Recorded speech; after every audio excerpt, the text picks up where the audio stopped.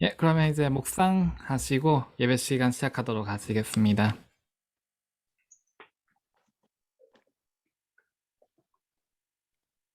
아멘.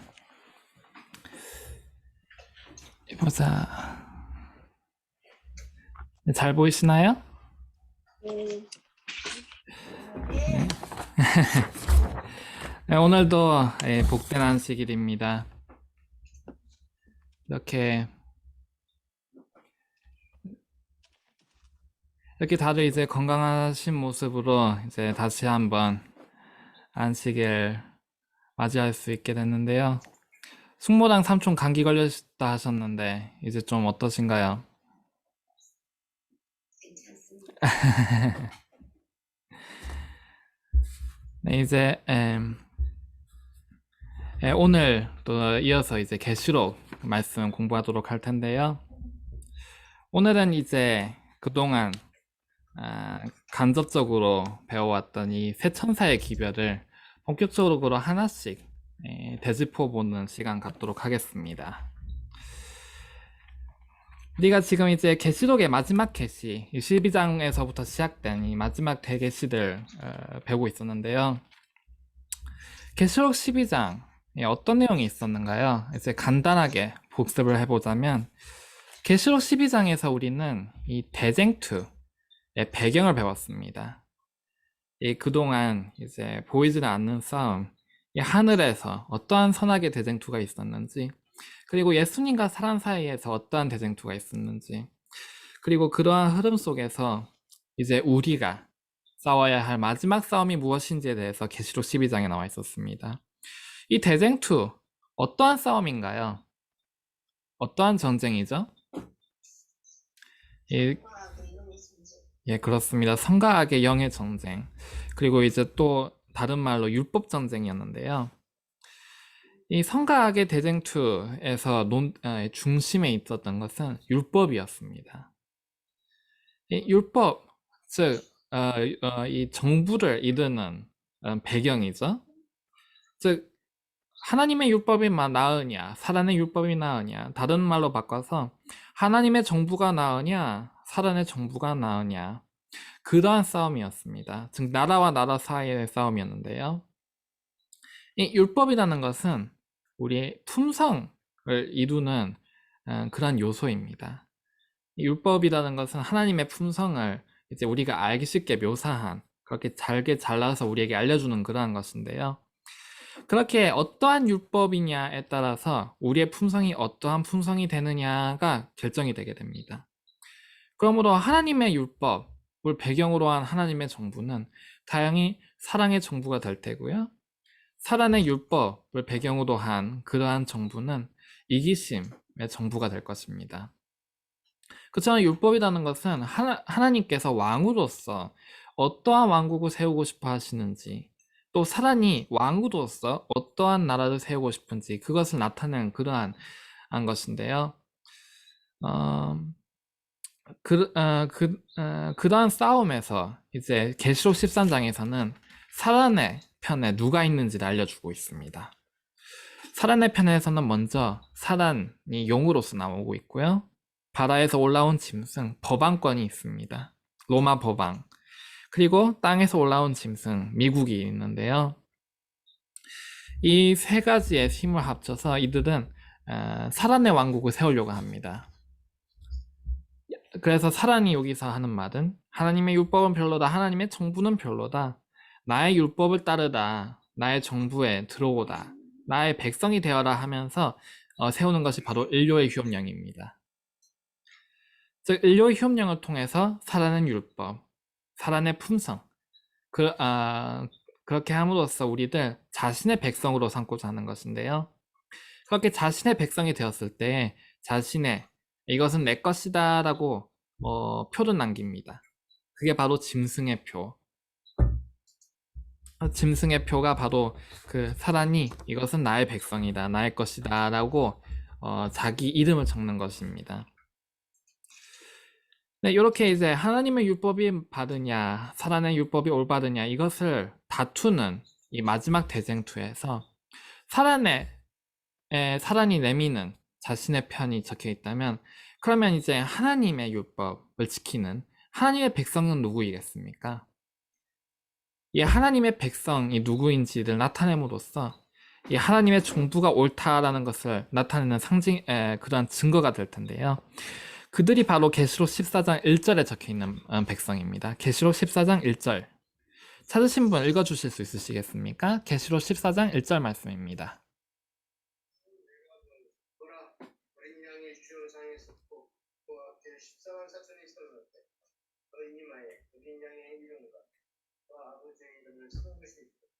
예, 감사합니다. 여기 보시면 이 14만 4천인의 이마에 하나님의 이름이 있다라고 적혀 있습니다. 아버지의 이름. 즉, 이 14만 4천인은 아버지께서 이것은 나의 백성이다, 내 것이다, 이렇게 이름을 남기신 것인데요. 이도 알 수 있듯이 14만 4천인이라는 것은 하나님의 율법을 지키는 자들입니다. 이제 다른 말로 하면 하나님의 품성, 하나님의 온전하신 품성을 가지고 있는 자들이라는 것인데요. 그런데 인간이 하나님의 율법을 지킬 수 있나요? 인간의 힘으로 하나님의 율법을 지키는 것이 가능할까요? 못 지킵니다. 로마서에 있는 말씀 보시겠습니다. 로마서 3장 23절에 있는 말씀입니다. 로마서 3장 23절 말씀. 찾으신 분 읽어주시겠습니까? 로마서 3장 23절.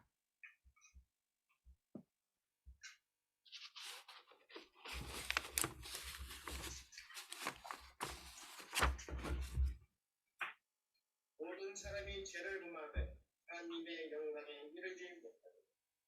예, 감사합니다. 예, 방금 읽으신 말씀에 적혀 있듯이 모든 사람은 죄를 지었다. 그로 인해 하나님의 영광이 무엇입니까? 하나님의 품성입니다.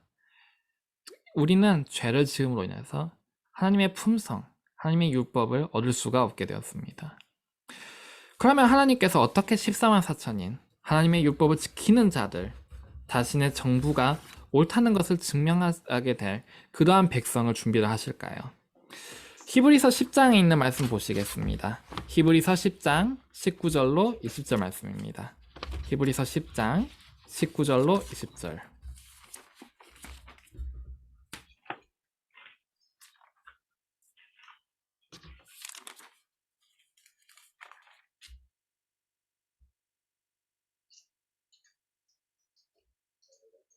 예, 찾으신 분 읽어주시겠습니까? 형제들아, 우리가 예수의 피를 통해서 성소에 들어갈 담력을 얻었나. 그 길은 우리를 위하여 극장 가운데로 열려온 것이요 새롭고 생 길이요. 이 장은 곧 저의 육체이요. 예, 감사합니다. 예, 여기 보시면 우리에게 새로운 생명의 길을 여셨다고 적혀 있습니다. 근데 그 길이 어디에 있다고 나와 있나요? 성소 안에 하나님께서 우리가 온전함에 이룰 수 있는 생명의 길을 성소 안에 놓으셨다고 적혀 있습니다. 이제 한글이나 일본어에서는 다르게 번역이 되어 있긴 하지만 이제 시편 77편 19절이었나? 거기에 보시면 하나님의 길은, 당신의 길은 성소에 있습니다 라는 말씀이 있습니다. 영어로는 성소라고 나와 있는데요. 이처럼 하나님께서는 우리가 온전함에 이를 수 있는 길을 성소에 넣으셨습니다. 그리고 우리를 위해서 당신의 피를 흘리심으로써 우리가 그 피를 들고 성소 안에 갈 때에 온전함에 이를 수 있게 하신 것인데요. 그럼 우리가 어떻게 그 성소를 통해서 온전해질 수 있는지 조금씩 살펴보도록 하겠습니다. 어쨌든 이 성소 안에 우리가 온전함에 이룰 수 있는 비결이 숨어져 있기 때문에 사라는 이 성소를 그동안 숨기려고 오랫동안 노력을 했습니다. 그렇기 때문에 계시록이나 다니엘서에 보시면 이 사단과 그의 대리자들이 꾸준히 이 성소를 짓밟으려고 하는 모습이 적혀 있는 것인데요. 그렇게 이 사단이 파괴한 성소를 하나님께서 회복을 시키십니다. 그를 위해 보내심을 받은 주의 종이 바로 말틴 루터였는데요. 말틴 루터를 통해서 이 성소의 첫 직관이 회복이 되었었습니다. 그리고 이어서 존 켈빈이라는 또 다른 종교개혁자를 통해서 둘째 칸까지 회복을 시키셨었는데요. 그런데 이 종교개혁자들이 성소까지 회복을 해놓고서 멈추고 맙니다. 우리 일곱교회 공부할 때 배웠던 내용 기억을 하시는지요? 계시록 3장 2절 3절에 있는 말씀 다시 한번 보시겠습니다. 계시록 3장 2절 3절 찾으신 분 부탁드리겠습니다. 계시록 3장 2절과 3절입니다.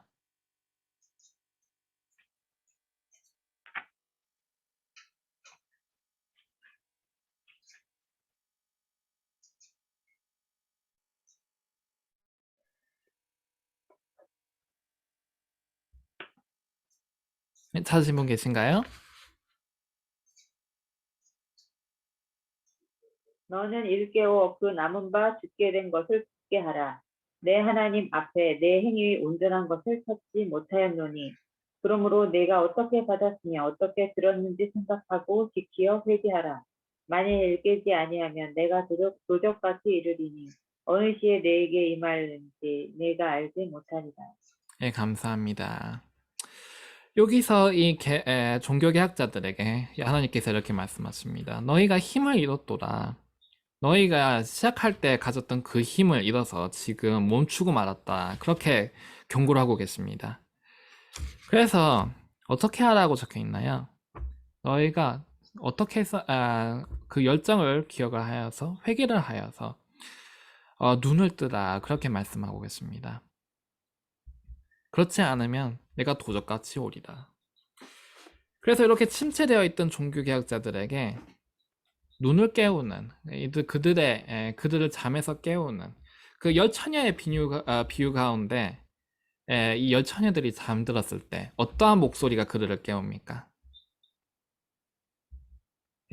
신랑이 왔도다. 이 신랑이 왔도다라는 그 음성, 여기서 말씀하셨듯이 내가 도적같이 오리다 라고 하신 그 말씀, 즉 이 재림의 기별로 인해서 하나님께서는 침체되었던 이 성소 회복을 다시 일깨우십니다. 그들 위해서 보냄심을 받은 자가 바로 윌리엄 밀러였는데요. 이 재림의 기별을 선포한 자들은 윌리엄 밀러뿐만 아니라 여럿이 있었습니다. 그러나 그 중에서도 가장 큰 중심적으로 활동을 했던 사람이 바로 윌리엄 밀러였는데요. 윌리엄 밀러는 사실 농부였습니다. 젊은 시절에는 이제 군인으로서 활동을 하다가 이제 하나님의 이끄심으로써 그는 이제 생활을 바꾸고 농부로서 생활을 하고 있었는데요. 그 윌리엄 밀러는 이제 성경의 말씀에 대한 열정을 가지고 연구를 하다가 이 1300주의 예언을 연구를 하게 되었습니다. 그리고 이 1300주의 끝에 성취가 1844년의 봄에 예수님의 재림으로써 이루어질 것이다 라고 해석을 하게 됐는데요. 이 윌리엄 밀러가 전파한 1844년 봄에 예수님께서 오실 것이다 라는 이 기별에 의해서 아주 큰 변화가 있었습니다. 이 종교개혁자들에게 침체되었던 종교개혁자들을 일깨우는 그러한 음성이 되었는데요. 그때 어떠한 일이 있었는지 각실의 대쟁 2에 있는 말씀 보시겠습니다. 각실의 대쟁 2 332페이지 구석의 역사 1530페이지에 있는 말씀입니다. 각실의 대쟁 2 332페이지 구석의 역사 1530페이지. 여기 보시면 재림 기별 선포에 대한 반응이라는 단락이 있는데요. 거기서부터 한 단락 찾으신 분 읽어주시겠습니까? 재림 기별 선포에 대한 반응.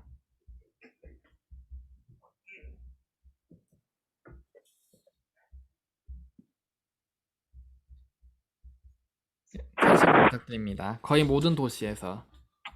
거의 모든 도시에서 그의 설교의 결과로 수십 명이, 어떤 도시는 수백 명이 많은 곳에서 백신교의 거의 모든 교사가 일반적으로 여러 교회의 목사들은 그를 추천하고 소개하는데 그는 추천을 달라고 하였다. 이는 추천을 받지 아니한 곳에서는 어디에서나 활동하지 않기로 하였으나 그에게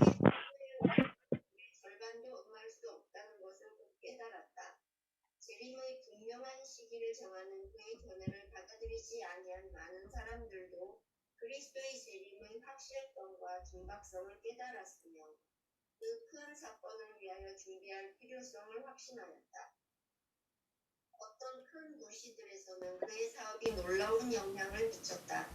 주류 판매업자들이 그들의 사업을 벌이고 그 주점들을 집회소로 내놓았으며 도박장은 폐쇄되고 무신론자, 자연신교도, 보편구원론자, 심지어 가장 타락한 탕아들까지 생활을 개혁하였는데 그들 중의 어떤 사람들은 여러 해 동안 교회에 발을 들여놓지 않던 자들이었다. 각 교파에서는 기도회를 열되 각 곳에서 거의 매 시간 열었고 사업가들도 정오에는 기도하고 찬미하기 위하여 함께 모였다. 그러나 사람들은 감적 흥분해서가 아니고 매우 엄숙한 생각으로 그 일을 했다. 그의 활동은 단지 감정적으로 흥분을 일으키기보다는 초기의 종교개혁자들처럼 냉정한 이지로 판단케 하고 양심을 각성시키는 일이었다. 예, 감사합니다.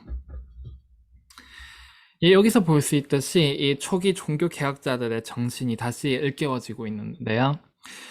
여기 보시면 이제 많은 사람들이 자신이 범하고 있었던 그러한 죄들을 버리는 모습을 볼 수 있습니다.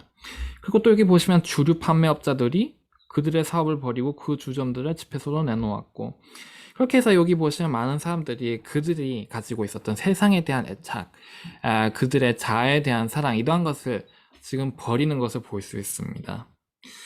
그래서 이러한 모습은 우리가 해야 하는 회개의 진정한 모습을 알려주고 있는데요.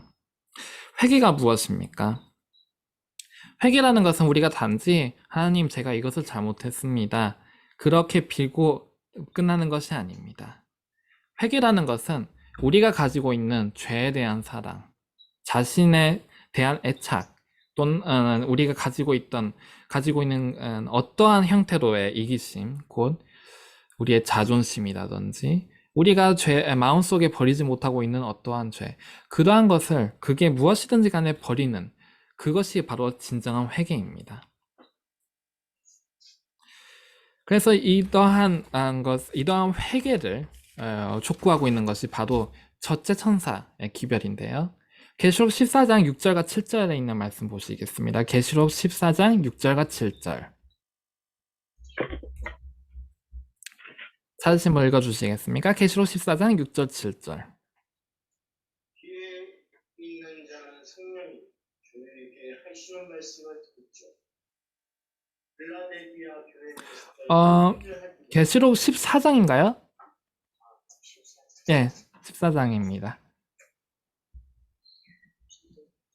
또 보니 다른 천사가 공중에 날아가는데 땅에 거하는 자들 곧 그런 나라 족속과 방언과 백성에게 전하여 영원한 복음을 가졌다. 큰 성으로 가는데 하나님을 기도하며 그에게 이는 그의 심판하실 시간이 이르렀으니 하늘과 땅과 바다와 물들의 근원을 만드신 이를 경배하라.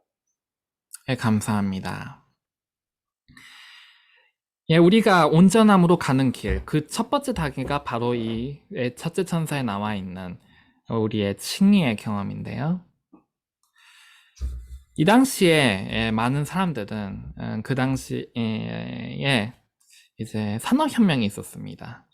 이 종교개혁이 도태되었던 이유 중 하나가 바로 이 산업혁명이었는데요. 이 산업혁명이 일어나면서 경제에 큰 부흥이 있었습니다. 그래서 많은 사람들이 이제 돈을 아주 크게 벌고 있는 그러한 시기였는데요. 그렇게 이제 세상에 대한 애착이 생기다 보니까 자연스럽게 이 종교개혁도 침체되기 시작한 것이었습니다. 그런데 이 첫째 천사 윌리엄 밀러의 기별은 무엇이었나요? 예수님께서 곧 오시니까 회개하라. 세상에 대해서 가지고 있었던 애착을 버리고 하나님을 보아라 라는 기별이었습니다. 그동안 이 인류는 우상숭배에 빠져 있었습니다. 돈이라는 우상숭배, 자기 자신이라는 우상숭배, 이기심이라는 우상숭배, 곧 자아라는 것이 그들에게 있어서 신이 되고 있었는데요. 그들에게 첫째 천사는 이렇게 말합니다. 하나님을 두려워하라. 그리고 어떠한 하나님이십니까? 하늘과 땅과 바다와 물의 근원을 만드신 하나님, 창조의 하나님을 두려워하라. 곧 다른 어떠한 하나님도 아니고 이 성경이 우리에게 알려주고 있는 하나님. 이 만물, 우리에게 있어서 단지 피조물에 불과한 이 돈이라든지 어떠한 형태의 창조된 그러한 우상이 아니라 창조주이신 하나님을 두려워하다. 그렇게 외치고 있습니다. 하나님을 두려워하는 것, 하나님을 사랑하는 것, 거기에서부터 우리의 이 성소의 여행이 시작이 되는 것인데요. 주님을 바라보게 될 때에 우리는 이 세상에 대한 애착이 없어지게 됩니다. 예수님께서 처음에 제자들을 부르셨을 때 제자들 반응이 어떠했습니까? 그들은 예수님에 대한 사모하는 마음이 있었기에 그들의 배를 바로 버리고 그물을 바로 버리고 예수님을 따를 수가 있었습니다. 그게 바로 이 성소의 첫 번째 장소, 곧 성소뜰의 경험인데요. 성소뜰에 무엇이 있었습니까? 성소뜰에 보시면 번제단이 있고 물두멍이 있었습니다. 이 번제단에서는 이 양을 제물로 바쳤었는데요. 곧 번제단에서 우리는 이 죄들, 우리가 가지고 있는 이 세상에 대한 모든 애착을 예수님 발 아래 놓게 됩니다. 그리고 양을 태우죠. 예수님에게 그러한 죄들, 우리의 세상에 대한 애착을 내려놓고 그것을 소멸시킵니다. 그리고 물두멍, 이 물두멍이라는 것은 침례에서 알 수 있듯이 우리가 죄에 대해서 죽고 새 생명 가운데 태어나는 것을 나타냅니다. 여기서 볼 수 있듯이 거듭나는 경험, 우리가 죄에 대해서 죽고 죄에 대한 사랑, 그러니까 우리 사이에 있는 어떠한 장애물이든지 간에 그것을 버리고 예수님 안에서 새로운 생명을 얻는 것, 그것이 바로 칭의, 이 첫째 천사의 기별이었습니다. 그런데 이 첫째 천사의 기별이 전파될 때에 그것을 달갑지 않게 여기는 자들이 있었습니다. 곧 이 세상에 대한 사랑, 죄에 대한 사랑, 이 마음속에 도저히 버리지 못하는 무엇인가를 가지고 있는 자들이 있었는데요. 그러한 자들은 이 첫째 천사의 기별을 거절하게 됩니다. 그리고 그 첫째 천사의 기별을 거절한 자들은 이어서 둘째 천사의 기별도 거절하게 되었는데요.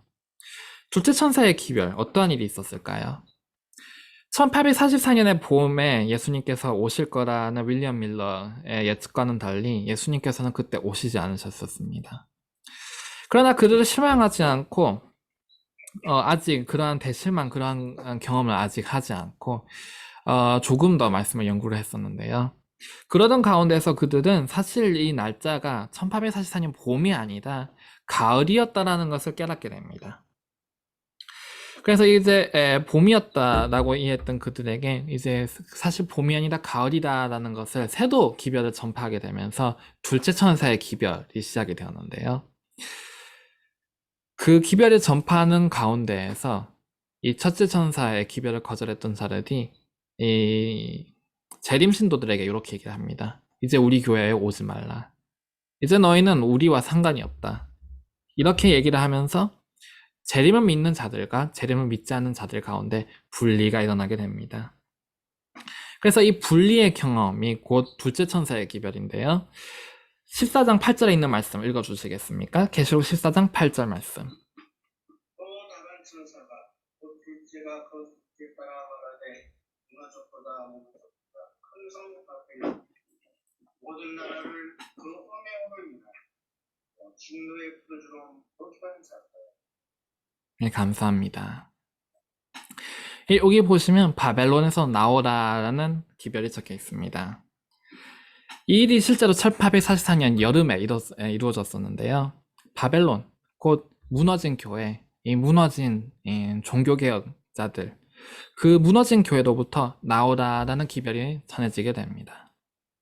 그리고 실제로 이때 무너졌던 이 많은 계파의 이 종교개혁 교회들은 프로테스탄트 교회 또는 개신교라고도 하죠. 많은 교회들이 실제로 지금 바벨론의 어머니인 이 천주교와 손을 잡고 있습니다. 이 종교연합 운동을 통해서 이때 그릇된 길로 들어가기 시작했던 자들이 지금 결국 바벨론의 딸들이 되고 있는데요. 이처럼 이 바벨론에서 나오라라는 기별이 적혀 있습니다. 그런데 여기서 바벨론이라는 것은 이 교회 그 이상의 의미가 있는데요. 여기서 바벨론은 나아가서 이 세상 그리고 죄된 생활 이 모든 것을 일컫는 의미를 가지고 있습니다. 우리가 첫째 천사의 기별을 통해서 새로운 생명, 칭의, 새로운 이러한 마음을 얻는 그러한 경험을 하게 되면요. 우리는 이 세상과는 물과 기름과 같은 상태가 되고 맙니다. 도저히 섞일 수가 없는 그러한 자들이 되고 마는데요. 그래서 첫째 천사를 통해서 물과 기름과 같이 되어버린 이 두 백성들은 둘째 천사의 기별 때에 결국 분리가 되게 됩니다. 그처럼 우리가 거듭나는 경험을 한다면 우리가 진정으로 회개를 하고 죄에 대해서 사랑하는 마음, 자신을 사랑하는 마음을 내려놓는 경험을 하게 된다면 이 세상과는 도저히 맞을 수가 없게 됩니다. 왜 그럴까요? 왜냐하면 우리는 이미 사랑의 왕국, 하나님의 왕국에 발을 들여놓았기 때문입니다. 반면에 세상은 누구의 왕국인가요, 지금? 이기심의 왕국, 사단의 왕국입니다. 전혀 반대되는 성질을 가진 두 왕국에 소속이 되기 시작하면서 도저히 그들은 섞일 수가 없게 됩니다. 그래서 둘째 천사에서 그들은 그들로부터 나오라고 초청을 하고 있습니다. 그러면 이 다른 말로 해서 우리의 생활이 바뀌게 되었다는 것인데요. 우리의 사상, 우리의 사고방식, 우리 생활이 도저히 세상과 맞물릴 수가 없게 되었다라는 의미입니다. 그러면 그러한 세상과 맞물릴 수 없는 생활을 한다는 것은 어떠한 생활일까요? 이는 곧 예수님과 함께하는 생활입니다. 이 제자들이 매일매일 예수님과 함께 생활을 했었는데요. 그와 같은 생활을 하는 것이 곧 둘째 천사의 기별입니다. 이 성소뜰을 지나서 성소의 첫째 칸에 들어가면 거기 무엇이 있나요?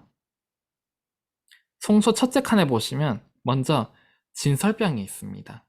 진설병이 무엇인가요? 그 위에 이게 탁자와 같은 것이 바로 진설병인데요. 이 탁자 위에 무엇이 있나요? 예, 빵이 12개가 있습니다. 곧 하나님의 말씀, 우리의 생명의 양식, 하나님의 말씀을 의미하는데요. 그 마주편에 무엇이 있나요? 촛대. 그렇습니다. 촛대.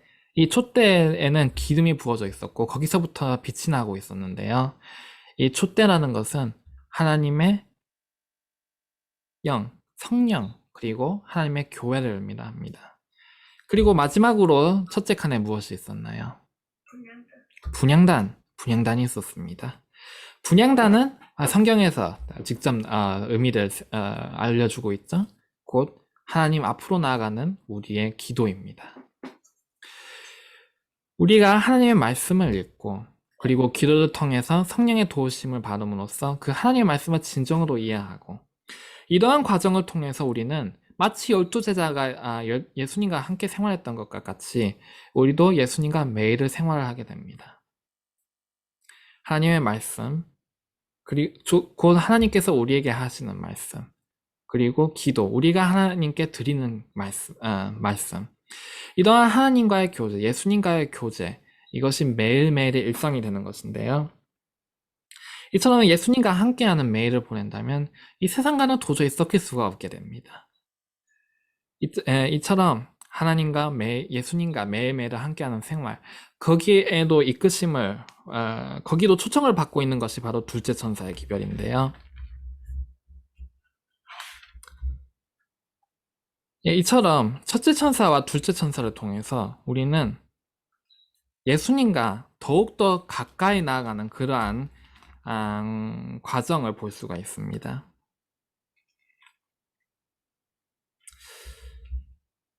우리가 먼저 예수님의 십자가를 보고 그리고 그 아래에서 죄를 내려놓고 그리고 예수님께 더욱더 다가가고 매일매일 함께함으로써 더욱더 가까워지는 그러한 생활을 하는 것이 첫째 천사와 둘째 천사의 경험이었는데요. 그러나 가끔 우리는 이것이 도저히 힘들 때가 있습니다. 우리 마음속에 도저히 내려놓지 못하는 무엇인가가 있을 때가 있는데요. 우리 종로의 계단에 있는 말씀 보시겠습니다. 종로의 계단. 종로의 계단. 27페이지에 있는 말씀 보시겠습니다. 종로의 계단 27페이지.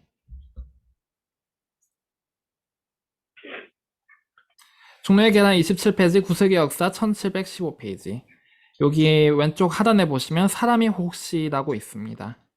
사람이 혹시 저희가 라고 왼쪽 하단 종로의 계단 27페이지, 구세기 역사 1715페이지 있는데요.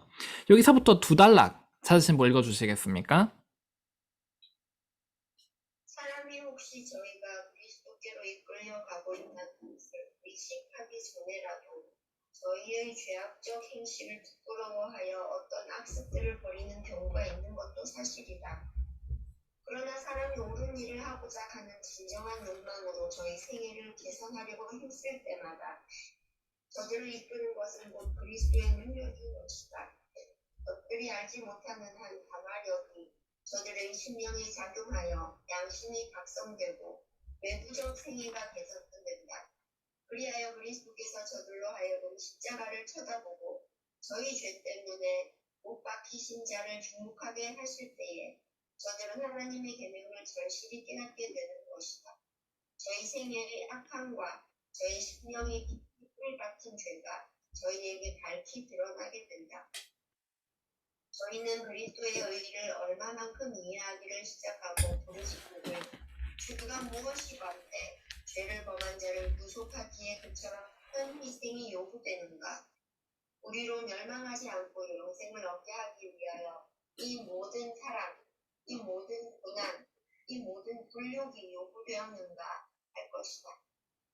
죄인이 이 사랑을 배척할 수도 있으며 그리스도께로 끌려가기를 거절할 수도 있을 것이나 만일 죄인이 거절만 하지 않으면 그는 예수에게로 끌려가게 될 것이다.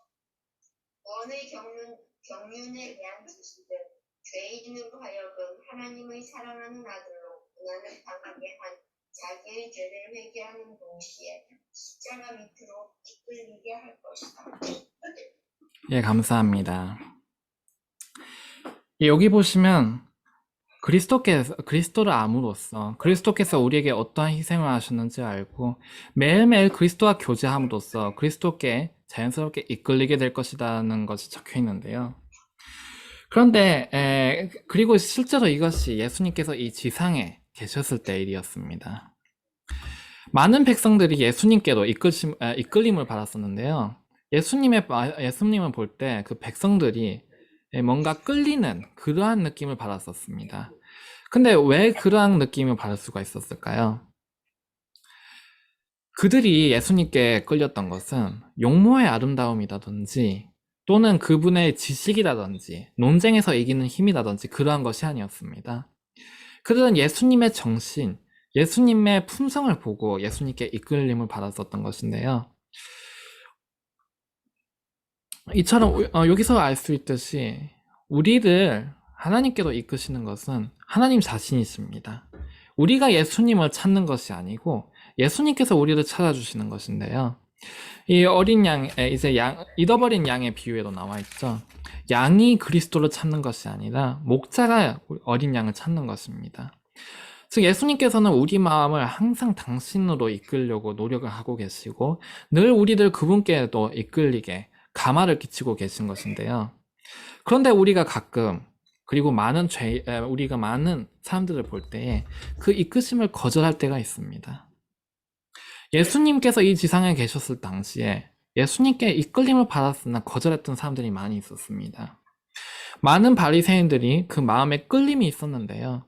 그들은 그리스도를 거절했습니다. 왜 거절했나요? 그들이 왜 그리스도를 거절했을까요? 바로 그들의 자존심 때문이었습니다. 그들의 자존심 때문에 그들은 그리스도를 끝내 받아들이지 않고 결국에는 그리스도를 십자가에 못 박기에 이르렀었습니다. 가룟 유다 예수님께 얼마나 끌렸었나요? 가룟유다는 예수님께 끌림을 받았었고, 그리고 스스로 자원해서 예수님께 제자가 되고 싶다, 그렇게 얘기를 했었습니다. 그리고 마지막 순간까지 예수님께서 가룟유다의 발을 닦으셨을 때에 그는 바로 그 자리에서 죄를 고백하고 회개하려고까지 했었습니다. 그렇게까지 예수님께서 유다를 그분께도 이끌었었는데요. 근데 왜 유다는 그것을 거절을 하고 결국 예수님을 배반을 했었나요? 그 마음의 탐욕 때문이었습니다. 예수님께서는 우리들 자신께도 이끄십니다. 그런데 방금 읽으신 말씀에 어떻게 적혀 있었습니까? 죄인이 이 사랑을 배척할 수도 있으며 그리스도께로 끌려가기를 거절할 수도 있을 것이나 만일 죄인이 거절만 하지 않는다면 그는 예수님께도 끌려가게 될 것이다. 예수님께서는 우리들 당신께도 이끌고 계십니다. 만약에 우리가 그것을 거절하지만 않는다면 그분께서는 우리를 도우실 것인데요. 무엇이 우리들 그분을 거절하게 하나요? 바로 우리 안에 있는 죄 또는 자존심. 한마디도 그러할 우리의 예수님께 대한 이끄심을 감수할 가치가 있는 것은 사실 없습니다. 이 구원의 초청을 그것을 잃어버릴 그러한 위험을 무릅쓰고 지킬 만한 가치가 있는 것은 하나도 없는데요. 그러나 어리석게도 우리는 자주 그러한 이끄심을 거절할 때가 있습니다. 첫째 천사와 둘째 천사가 우리에게 전파하는 기별이 바로 그것입니다. 영원하신 하나님을, 이 천지를 창조하신 하나님을 경배하라. 그리고 바벨론에서 나오라. 천지를 창조하신 하나님을 경배케 하지 못하는 것은 무엇이겠습니까? 바로 우상입니다. 우리의 자존심, 우리의 자아, 또는 아무런 가치가 없는 탐욕들. 정말 하나님, 이 천지를 창조하신 하나님과 비교할 때에 과연 그러한 것들이 가치가 있을까요? 둘째 천사는 무엇을 외치고 있습니까? 바벨론에서 나오다. 바벨론이 무엇입니까? 우리의 죄의 생활, 우리의 자아의 생활, 우리의 세상에서의 생활, 그러한 것인데요. 과연 그것이 하늘에서의 생활을 버릴 만큼의 가치가 있는 것일까요? 우리들 그리스도께 다가가지 못하는 것은 결국 죄라는 짐입니다. 우리가 도저히 내려놓지 못하고 있는 죄의 짐인데요. 예수님께서는 그것을 버리다고 말씀하고 계십니다. 이 번제단에서 나의 십자가 앞에서 버리다. 물두멍에서 이 침례의 물 앞에서 그것을 버리다. 진설병, 이 말씀 앞에서 그것을 버리다. 촛대 앞에서 성령의 이끄심에서 그리고 교회 보관한 나의 진리 앞에서 너의 그 짐을 버리다. 향로 앞에서, 기도 앞에서 내가 너와 교제하는 가운데에서 그 죄의 짐을 버리다. 그렇게 죄의 짐을 버릴 때 우리에게 어떠한 일이 있을까요? 종로의 계란에 있는 말씀 보시겠습니다. 종로의 계란 59페이지, 구속역사 1726페이지입니다. 종로의 계란 59페이지, 구속역사 1726페이지. 여기 오른쪽 중간에 보시면 우리가 허물가라고 있습니다. 거기서부터 있는 말씀 읽도록 하겠습니다. 우리가 허물과 죄가 많은 자로서 그리스도께로 나아가서 그의 사유하는 은혜를 입는 때에는 사랑이 우리 마음속에서 솟아오른다. 그리고 모든 짐이 가벼워지나니 대개 그리스도께서 메어주시는 멍에는 쉬운 연고이다. 의무는 즐거움이 되고 희생은 기쁨이 된다. 전에 흑암으로 덮였던 길이 의로운 햇빛으로 환해질 것이다. 그리스도 품성의 아름다운 점들이 그를 따르는 자들에게 나타날 것이다. 하나님의 뜻을 행하는 것은 그리스도가 즐거워하시는 것이었다. 하나님께 대한 사랑과 그의 영광을 드러내려는 열성은 우리 구주의 생애의 주 동력이 되었다. 사랑은 그의 모든 행동을 아름답게 하고 고상하게 하였다. 사랑은 하나님께로부터 나온 것이다. 하나님께 마음을 바치지 아니한 자는 사랑을 창작할 수도 없고 만들어낼 수도 없다. 사랑은 오직 예수께서 다스리시는 마음에서만 찾을 수 있는 것이다. 우리가 사랑함은 그가 먼저 우리를 사랑하셨습니다. 하나님의 은혜도 말미암아 새롭게 된 마음에는 사랑이 모든 행위의 원칙이 된다. 사랑은 품성을 변화시키고 감정을 지배하고 정욕을 제어하고 증오심을 사라지게 하고 성장을 고결케 한다. 이 사랑을 사람의 마음에 품으면 그것이 생애를 유쾌하게 하고 주위에 있는 모든 사람에게 정확히 하는 감화를 끼친다. 우리가 죄의 짐을 버릴 때에, 우리가 도저히 버리지 못하고 있는 이 족쇄를 풀 때에 이러한 변화가 우리에게 일어나게 됩니다. 예수님께서는 이 첫째 천사와 둘째 천사를 통해서 이 당시에 19세기 사람들에게 이렇게 말씀하셨습니다. 너의 돈을 사랑하는 그 마음을 버리다. 세상을 사랑하는 그 마음을 버리다. 바벨론을 사랑하는 그 마음을 버리다. 그리고 나에게로 나아오라. 그리고 그 초청에 응답한 자들이 있었습니다. 어떠한 방해가 있든지 간에 그들은 기꺼이 그들과 예수님 사이를 갈라놓는 그 죄의 짐을, 그들의 발에 놓인 이 족쇄를 예수님의 피로 풀어버렸습니다. 그리고 세상과 도저히 뒤섞일 수가 없는 그러한 새로운 왕국에 그들의 발을 들여놓았는데요. 사랑의 왕국, 이 사랑의 왕국에 들어감으로써 이기심과 죄의 왕국과는 섞일 수가 없게 되었습니다. 그렇게 해서 그들과 분리하게 될 때에 처음으로 그들은 셋째 천사를 맞이할 준비가 되었던 것입니다. 셋째 천사 곧 13만 4천인을 준비시키는 기별, 하나님의 품성의 온전함에 달할 수 있는 기별, 하나님의 이 사랑의 왕국의 백성으로서 그 사랑의 왕국이라는 것이 어떠한 나라인지를 온 우주 앞에서 나타낼 수 있는 백성, 그 준비의 첫 번째는 바로 이 죄의 무게, 죄의 짐, 죄의 족쇄, 우리와 예수님 사이를 갈라오고 있는 이 무엇인가를 예수님의 피로써 끊어버리는 것입니다. 우리와 예수님 사이를 갈라놓는 무엇인가가 있나요? 우리를 예수님께 다가가는 것에 방해를 하는 무엇인가가 있나요? 그 무엇인가가 있다면 과연 그것이 우리가 지킬 가치가 있는 것일까요?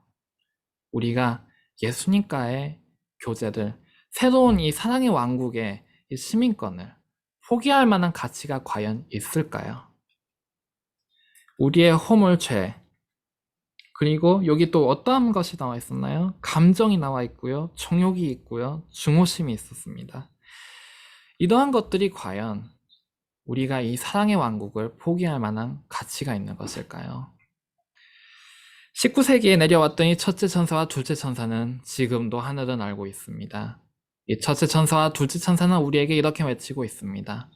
너의 죄를 버리고, 너의 자아를 버리고, 너의 정욕을 버리고, 너의 증오심을 버리고, 너의 감정을 버리고, 너의 허물을 버리고, 그것이 무엇이든지 간에 지금 하나님의 초청에 응하라. 내가 너를 나에게로 이끌고 있나니 이것을 거절하지 말고 나에게로 나아오다.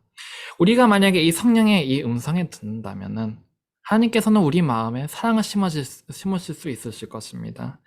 하나님께서는 우리에게 그리스도의 품성을 심어주실 수 있으십니다.